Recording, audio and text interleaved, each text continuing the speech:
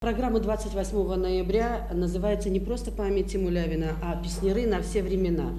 И я думаю, что с этим согласятся многие, и те люди, которые ровесники песнярам, и та молодежь, которая сегодня с удовольствием также слушает эти песни. Потому что «Песняры на все времена» – это то, что мы слушаем, это то, что мы любим, это то, что в нашей душе, то, что дорого и приятно нашему слуху. Мы об этом будем говорить на нашем концерте. И, безусловно, о самом главном песняре – это Мулявине. Памяти Мулявина посвящается эта программа.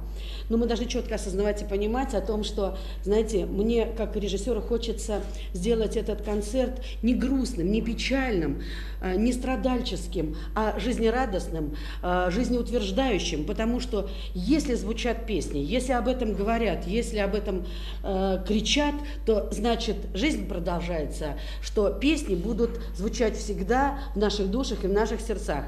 И это не просто пафосные слова с моей стороны, а это просто то, что на самом деле я думаю, и то, что я хочу сказать.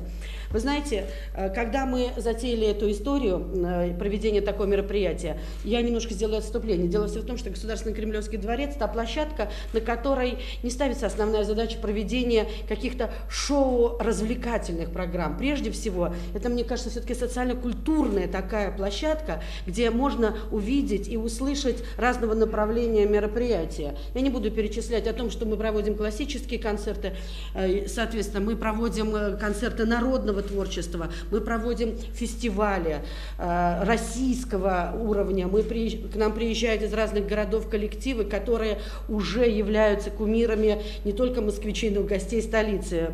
Ну, можно сказать, только один кубанский хор чего стоит. Поэтому, когда мы приняли решение о проведении такого мероприятия, то участвовать в нем согласились очень многие коллективы, и не только солисты нашей дорогой любимой эстрады, но и, как я уже сказала, большие коллективы из России.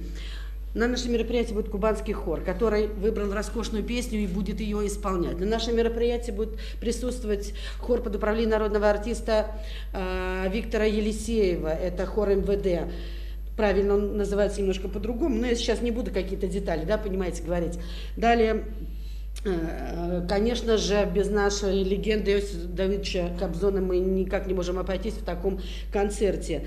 Народная артистка Тамара Гверцетели. Ну и, конечно же, в той плеяде великих и народных артистов много будет молодежи. Прежде всего, конечно же, дети и молодые наши хорошие артисты. Это Руслан Алихно, это Дима Колдун, ну и многие другие.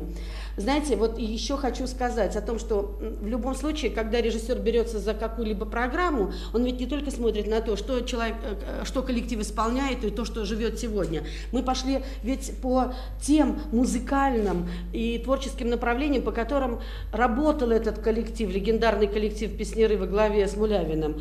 Понимаете, и куда ни глянешь, всюду мы можем найти хороший отпечаток. Понимаете, есть просто вокальные произведения, есть баллады, даже были написаны некоторые музыкальные произведения в ритме босанова. Но фильмы, пожалуйста, «Мировой парень», «Березовый сок».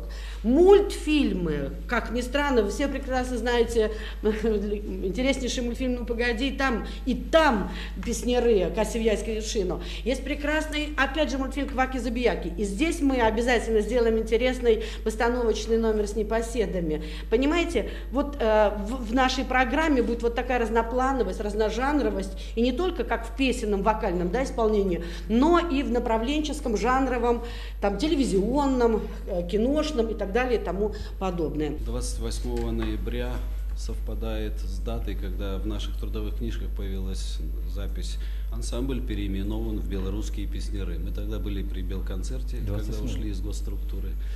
И наша творческая группа, зарегистрированная сначала как группа творческих артистов, она 28 ноября была переведена. Это было 14 лет назад. Поэтому, когда вы спрашиваете, как у вас там дела, творческие планы, это уже большой кусок жизни, охватывающий 14 лет.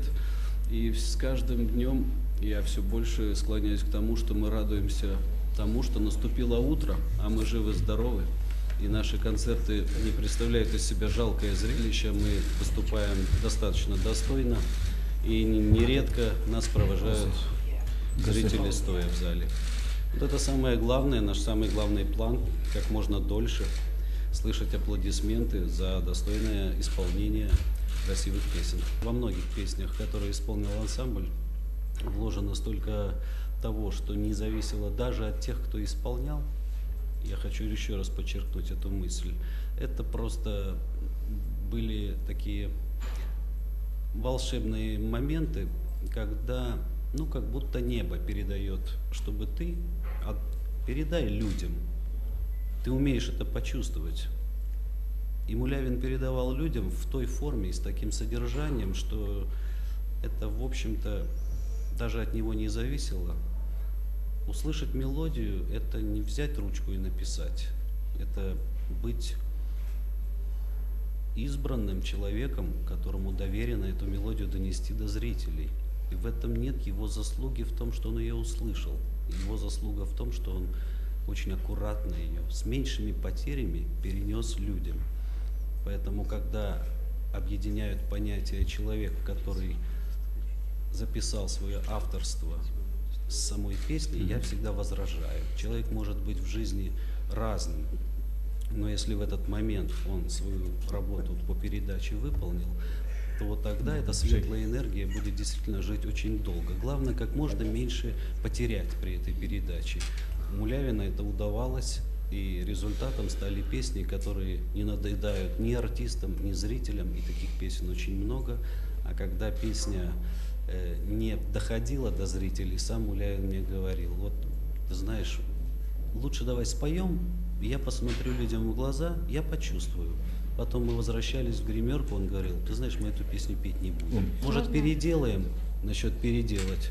Нет, говорит, а вот это вот никогда не надо делать. Ничего переделывать мы не будем. Если сразу не пошло, порви ноты. Вот то, что мы делаем, это все-таки, может, не скромно звучит, но это продолжение, это работа на название этого концерта. Песняры не мы на все времена, а песни.